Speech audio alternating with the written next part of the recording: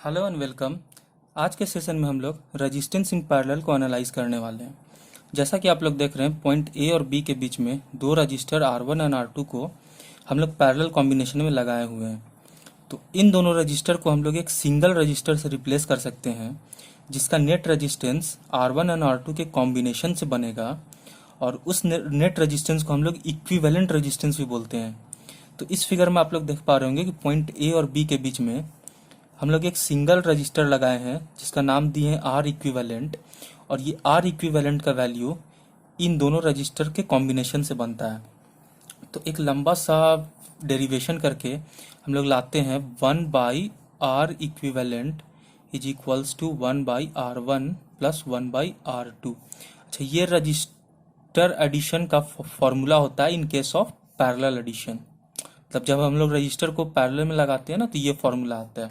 इसको जब हम लोग फर्दर सिंप्लीफाई करते हैं तो R equivalent is equals to R1 into R2 divided by R1 plus R2 आता है। ठीक है। तो अब यहाँ पे आप लोग देख पा रहे होंगे कि मेरे हाथ में ये एक पैरेलल कॉम्बिनेशन का रजिस्टर है। तो ये रजिस्टर है 200 ओम का और ये रजिस्टर भी है 200 ओम का, और इन दोनों रजिस्टर को हम लोग पैरेलल कॉम्बिनेशन में लगाए हुए हैं। तो इन दोनों रजिस्टर को हम लोग एक सिंगल रजिस्टर से रिप्लेस करना चाहते हैं, तो उसका वैल्यू हम लोग यहाँ पे अभी कैलकुलेट करेंगे। तो आर इक्विवेलेंट का जो वैल्यू आएगा ना, that will B 200 into 200 divided by 200 plus 200, that is R1 into R2 divided by R1 plus R2। तो इसका मतलब हो गया, ये हो जाएगा 4000 डिवाइडेड बाई 400। सो 20 कटा तो ये आ जाएगा 100 ओम। मतलब इस आर इक्विवेलेंट का जो वैल्यू होगा ना, दैट विल बी 100 ओम। तो ये मेरे हाथ में एक रजिस्टर है जिसका वैल्यू है 100 ओम। इट मीन्स कि ये दो रजिस्टर जब पैरेलल में लगा हुआ है तो उसको ये रजिस्टर आप आराम से रिप्लेस कर सकता है। तो अभी हम लोग देखेंगे कि ये जो फॉर्मूला आता है ना, 1/R equivalent is equals to 1/R1 plus 1/R2, ये रेसिप्रोकल में ही ऐड क्यों होता है? ये सिंपली ऐड क्यों नहीं हो सकता, जैसे मतलब सिंपली R1 प्लस R2 जैसे सीरीज में होता था? तो वो देखेंगे कि ऐसा एडिशन अभी क्यों होता है।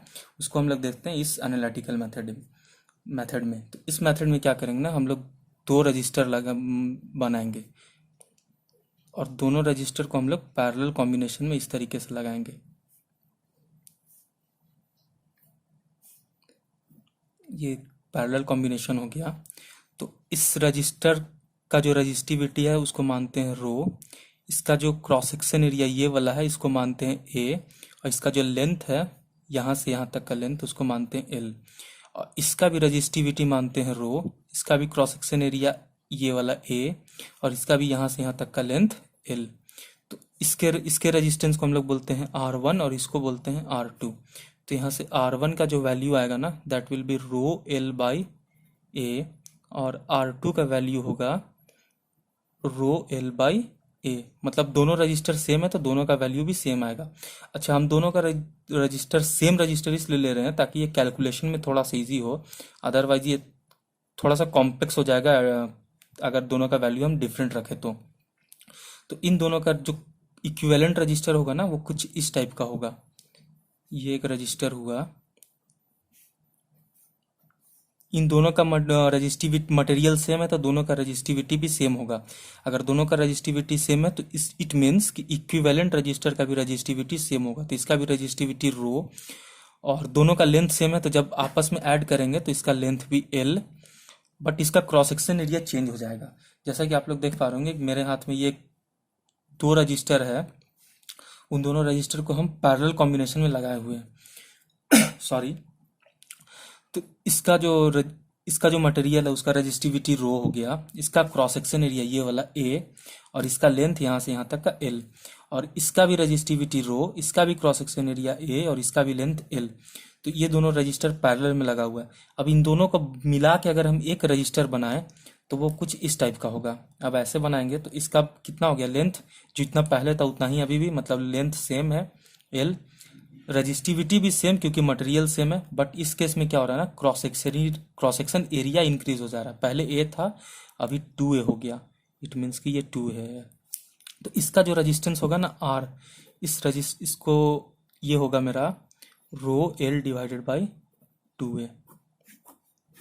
अच्छा, इसका जो अब हम इक्विवेलेंट रेजिस्टेंस निकालेंगे, आर इक्विवेलेंट, वो हो जाएगा R1 into R2 divided by R1 plus R2 which is equals to rho L by A into rho L by A divided by rho L by A plus rho L by A which is equals to rho L by A का whole square divided by 2 rho L by A which is equals to rho L by 2a।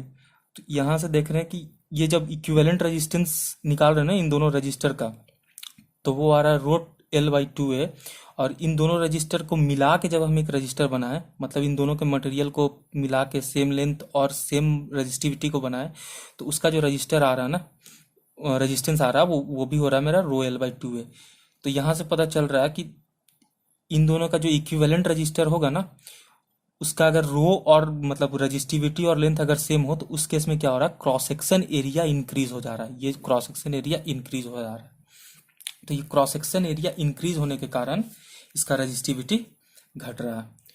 तो ये आप लोग मतलब अभी यहाँ पे देखने के बाद आप लोग को शायद फील हो गया होगा कि ये रजिस्टर जब पैरेलल में लगता है तो वो एक्चुअली होता क्या है उसके पीछे, वो रजिस्टर उसका वैल्यू कैसे चेंज हो रहा है।